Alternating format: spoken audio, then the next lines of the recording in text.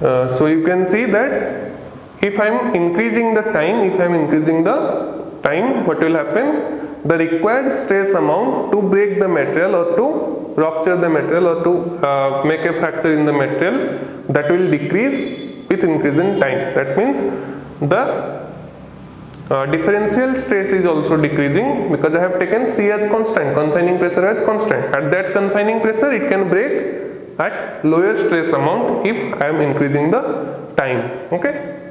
So the differential stress is decreasing with time. Okay, with time. If I am increasing time, then the differential stress will decrease, or the strength will also decrease. Okay, strength will also decrease. Strength decreased, that's why it requires lesser amount of stress to break down. Right. So this is the time relationship. So I have to do a graph.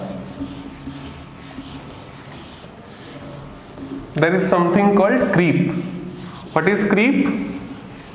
Creep is known as any phenomenon that is occurring at slower time. Right? The rate of that phenomenon is slower.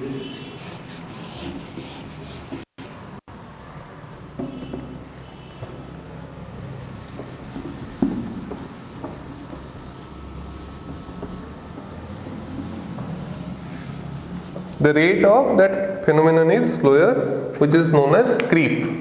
Okay. Creep means at a slow rate, you can say. Okay. That means, as I have told, with increase in time, it can require a lesser amount of stress to break down. So here creep means slow time, you can say, slower rate of time. Okay. So now I am plotting the creep curve. Creep curve has 4 components. Okay. This is the relationship between time and strain, right? This is the relationship between, creep curve will represent the relationship between time and strain. Time and strain, right? The curve is somewhat like this.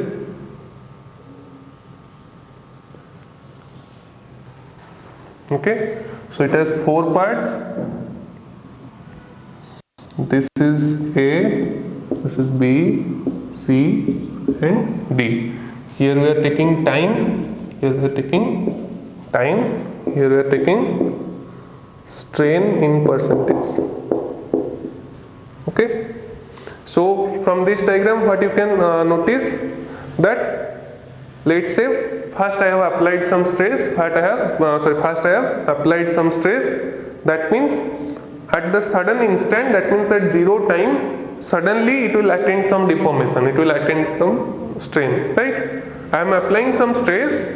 I am giving the relationship with time here. Okay. I am applying some stress. Suddenly it will attain some amount of strain. This is that limit, right?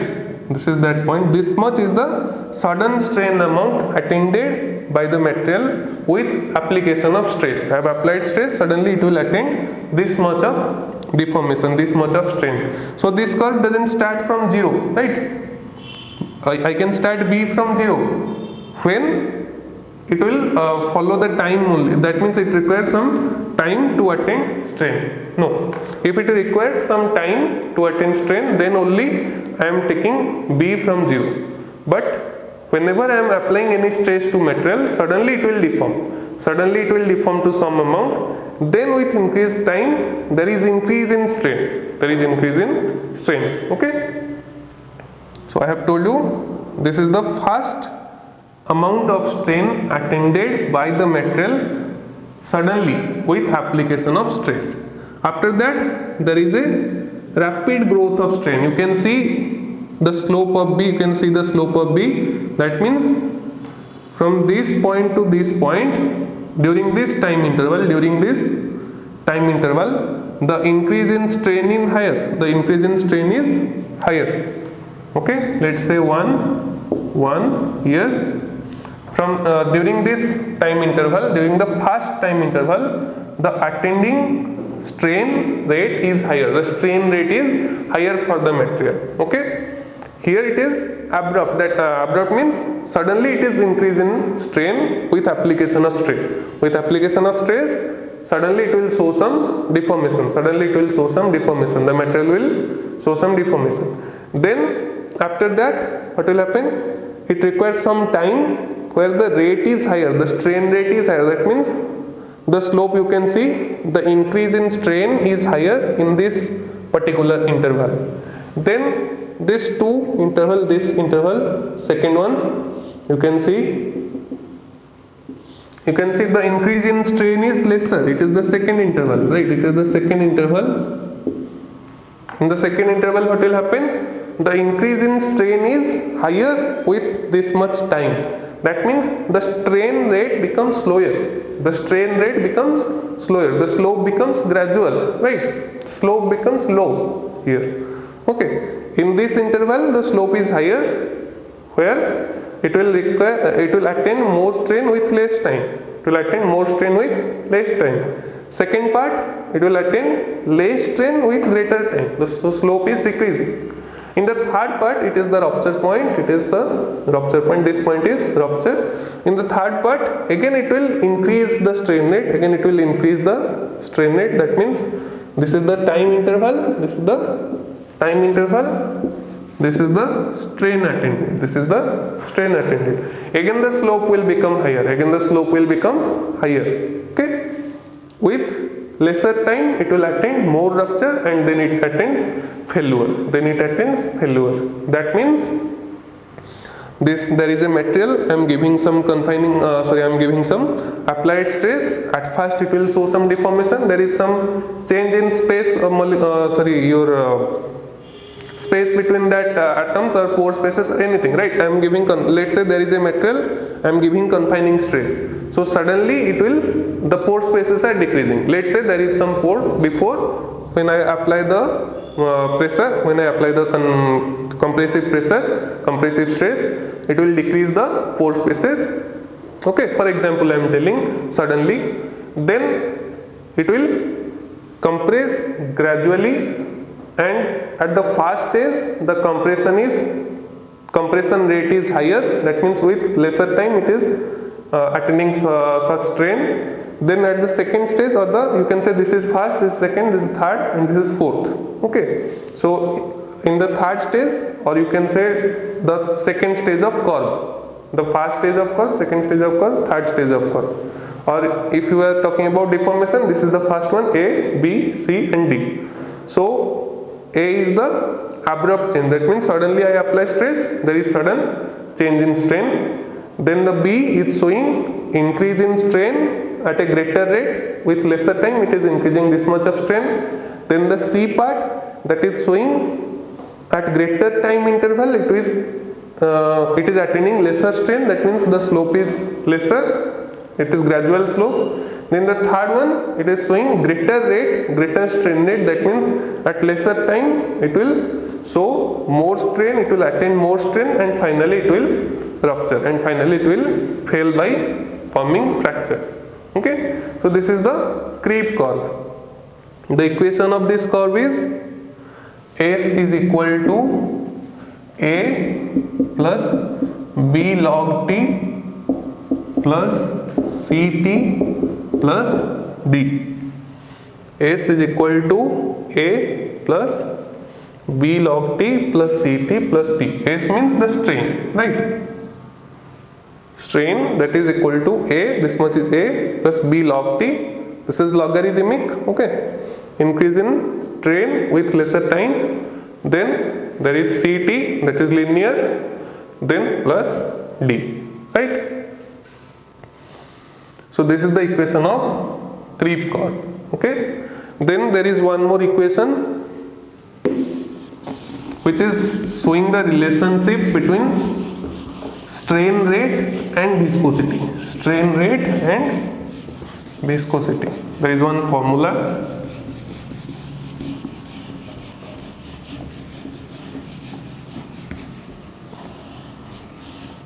Rate means it includes time, right? Strain rate means it includes time. So there is one equation known as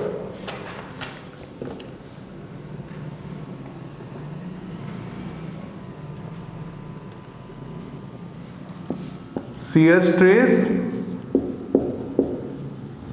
That means applied shear stress is equal to viscosity into strain rate. Okay, you can say only stress. Stress is equal to viscosity into strain rate. What is strain rate? Strain rate is strain per time. Okay, this is the equation between a relation between stress, strain and viscosity. Stress, strain and viscosity. Strain rate is strain by time. This is viscosity. Stress is equal to viscosity into strain by time, or the strain rate. Okay.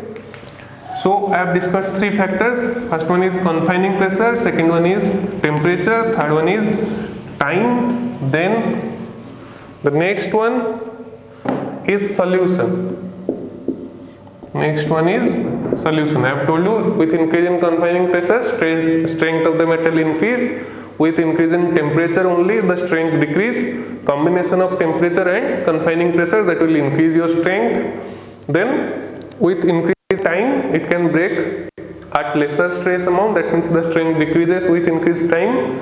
Then talking about solution activity, if there is some solutions, it will react with the rock metal. It will react with the rock metal, and the strength will be decreased. Solution will decrease the strength, as they will react with the rock material, so there is decrease in strength, right? Next, the next point is pore pressure. Next point is pore pressure. So what is pore pressure? See, this is the material. This is the material. I am giving some confining stress. As I have told, confining pressure is equal in all sides, right? I am giving some confining stress here, sigma 3, let's say. Okay. If there is some pore pressure means the pressure due to the fluids or anything that is present in the pore spaces of the rock. The pressure due to the fluids or the any material that is present in the pore spaces of the rock. Okay, so that is opposite to this confining stress. The pore pressure is acting opposite to this applied confining stress. You can say these are applied confining stress. So the pore pressure is opposite to the applied stresses. Okay. So what will happen? The sigma 3 will be decreased. You can see I am applying, let's say, 10 unit confining stress. Let's say I am applying 10 unit confining stress. Let's say pore pressure is 1 unit. Let's say pore pressure is 1 unit. The effective confining stress acting on this body is 10 minus 1, that is 9 unit. I think all of you got this. The material is under confining stress of 10 unit. There is pore pressure of 1 unit. So the net confining stress acting on this body is 9 unit, because this 1 unit is acting opposite to the 10 unit. This 1 unit is acting opposite to the 10 unit. Therefore, the effective stress or effective confining pressure acting on this material will decrease. The effective confining pressure acting on the material will decrease. I have already told you confining pressure increases. Confining pressure increases the strength. Confining pressure increases the strength. If there will be decrease in confining pressure, then strength will also decrease. Strength will also decrease. And I have told you, with increase in pore pressure, that will decrease your effective confining pressure. So that means with increase in pore pressure, that will decrease your confining pressure, that will decrease your strength of the material. With increase in pore pressure, there is decrease in strength of the material, right? So these are the factors which are affecting the strength of the material. Then okay, so these are the different factors, 5 factors I have told: confining pressure, time, temperature, solution and pore pressure. These are affecting the strength of the material. Okay, so this is the end of this part, stress strain curve. We will continue for next times. Thank you.